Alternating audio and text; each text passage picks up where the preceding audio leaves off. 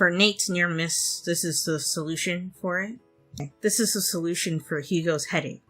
This is the solution for Evening Park. Oh, hey, I found a puzzle. I don't like the police around here. Can't they spare a thought for a poor old fellow? What's wrong, Clarence? I asked them if they could solve this puzzle, and what do? Chuck it on the desk, that's what. Too busy with the Spectre, they said. It's a downright insult. Okay, well, maybe we can help you. 69, lanky lamppost. Can you work out the height of this lamppost in meters just by looking at the shadow it casts? The bollard next to the lamppost has a height of 1 meter and casts a shadow that is 1.5 meters long. More math-related ones that involve triangles. Okay. So, I want to simplify the way that I'm thinking about this puzzle, because I've been trying to use the Pythagorean theorem to do it because of triangles and whatnot. There's a reason why they give us a pole to compare it to, so let's actually use that. So this pole is 1 meter high, that casts a shadow that's 1.5 meters. And you know that the shadow cast by the pole we're trying to figure out is 3 on the ground. So that means that if this pole was 2 meters high, it would match the shadow here. And then we have an extra 2 meters cast up on the wall. So I think this lamppost is 4 based off of that. And if not, well, whatever. A challenging puzzle, to be sure. Nice. Okay, yeah, that's a lot simpler than doing square roots and all the stuff I was trying to do. Precisely, the lamppost is 4 meters high. Nice. You'd think the police could stop to help a frail old man, not rush off to find some Bogart. It's terrible. What's the world coming to these days, eh? I don't know. Oh, I found one. We dug up this entire area, but we haven't found a scrap of archaeological evidence. I'm starting to think the Golden Garden is nothing but a legend. Nothing else came of the dig? Well, we found a few pieces here and there that might have some historical relevance. But none of them have to do with the Golden Garden, they're just plain artifacts. That's why everyone involved with the dig has left, I suppose. That's about the size of it. I stay in and lounge around in my hotel when the weather's not too good. Have you been there? They've got a couple of funny-looking signs up in the entrance nowadays. Oh, really? 67. Reflections. 40 picarots. 2 signs decorate the entrance to this hotel. One sign has a mirrored surface with a number of lines drawn across it. It also reflects the lines drawn on the sign opposite. When both sets of lines are combined, they form a 3-digit number that tells you the price of the deluxe suite in pounds. How much does the suite cost? So, I guess first of all, trying to figure out which one is the mirrored one. Is this one the mirrored one because it's shiny? Probably. So that means it reflects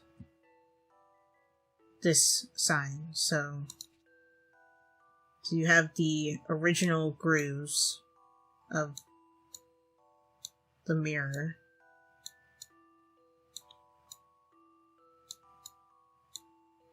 But if it's reflecting this one as well,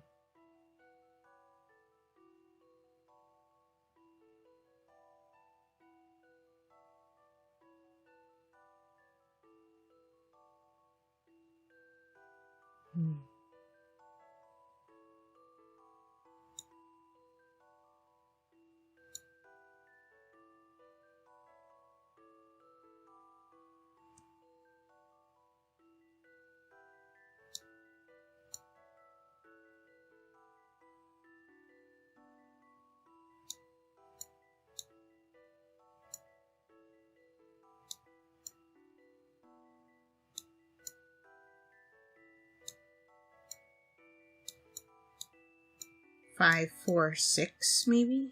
Yeah, I'm gonna go with that. Final answer. 546.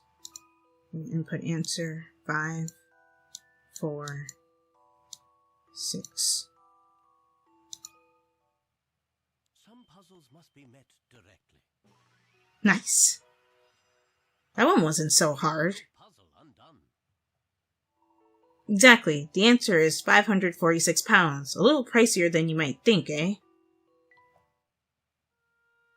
This is a deluxe suite. It'd be kind of wimpy if it was cheap, I guess. While I'm stuck here, the rest of my team are probably coming up with new exciting hypotheses.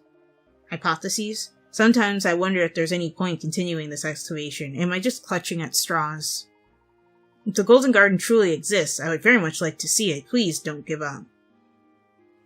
And I'm still under the impression that it's not actually a physical Golden Garden. It's probably a nickname for something. Okay, so here we are at the library, so let's go in. What is that?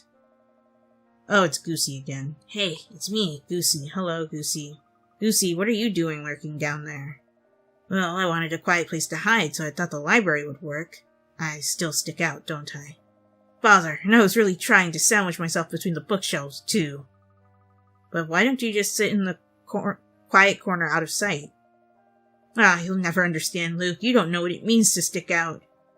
But I can live with it. Anyhow, how would you like to try a puzzle? Sure, I guess. 75 coats of paint. 45 pick rods, sorry. Still, I was surprised by the amount. Someone has been painting this square board in a rather patchy manner. The board has sides of 20 centimeters and the paintbrush is 10 centimeters wide. With every layer of paint, the surface gets darker.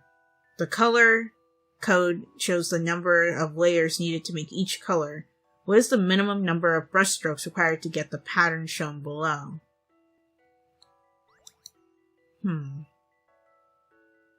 16. 16?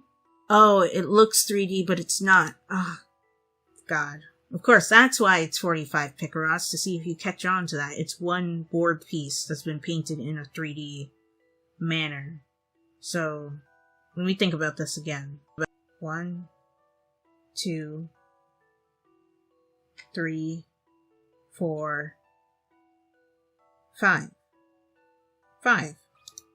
It's 5.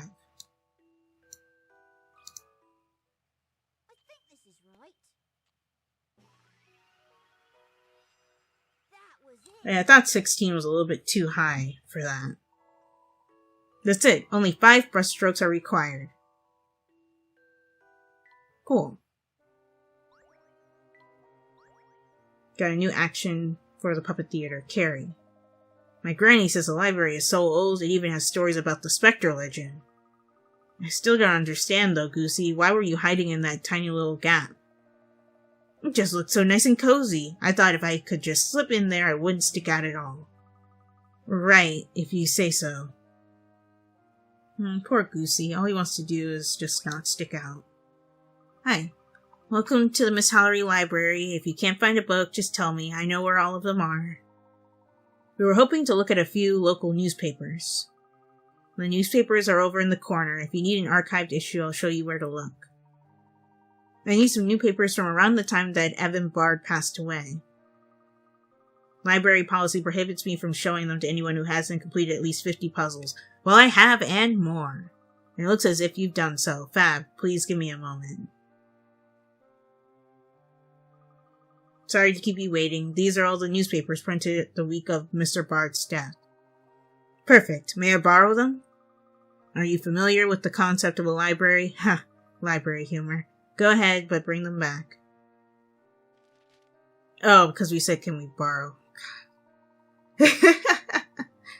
Very strange indeed. There are no concrete details about Bard's death in any local newspapers. Well, that's no help. Perhaps not. How long should we wait for Emmy, Mr. Layton? Does she even know what a library looks like? Well, there she is. Why don't you enlighten me, Luke? Emmy, you're back. It's good to see you. You too, Luke. Sorry I'm late. I had trouble reading all the road signs on the way here. I'm sorry. I didn't mean anything by it. I'm sure you didn't. The children's books are over in the corner. Sorry to keep you waiting, Professor. Here are the materials you requested. Thank you, Emmy. I apologize for the trouble, but this may bring us a step closer in our investigation. I also brought you a surprise. Oh, right. I forgot. Well, if it isn't Professor Layton, keeping well, I take it. Inspector Grosky. So, you're the one Emmy has been helping. Not very sporting to keep that a secret, Emmy. Me not sporting? So you were Emmy's Scotland Yard connection, Inspector. What a small world. So the professor really doesn't remember at all. He doesn't, which is odd. I guess his brain is too full of puzzles. What was that, Emmy? What? Nothing. I was just... Is that a new hat, Professor? No. Never mind hats. I hear there is some sort of giant spectre menacing this town. Yes, it is quite a situation. It sounds as if Emmy has briefed you on some of the particulars, but allow me to fill in the details. Each time it appears, the spectre destroys a part of the town. Someone is pulling the strings of the spectre, however, I'm not yet certain who. Spectre conspiracy sounds like a crime to me, and no crook can elude Grosky of the Yard. I'll run down to the Miss Hollery police chief and exact his full cooperation. Why do I get the feeling you're not going to get it? Hold on, Inspector, I haven't told you everything yet. And there he goes. He looked keen. Well, let's have a look at what Emmy brought us. I think we'll find some useful information here. No, Professor, I have my film developed as well. I think these photos should come in useful. Good thinking, Emmy. So let's see, what did Emmy bring us? According to the police report, Bard died when he fell off a cliff. No sign of struggle at the scene. A will was discovered in his house. The details of Bard's death are pretty sketchy. And look at this. According to the single eyewitness, there was no one else in the area. And the eyewitness was... Clark Triton. Oh. Okay, interesting. So he lied? But why would he lie? What? My dad? Mr. Triton was a witness at the scene? Did he ever mention anything about that? Did you know about any of this, Luke? No, this is the first I've heard of it. Mom never mentioned it either. As well, Mr. Bard left his rights to the town land to Clark. He left all of that property to someone he wasn't related to? Why? And that's not all. Look.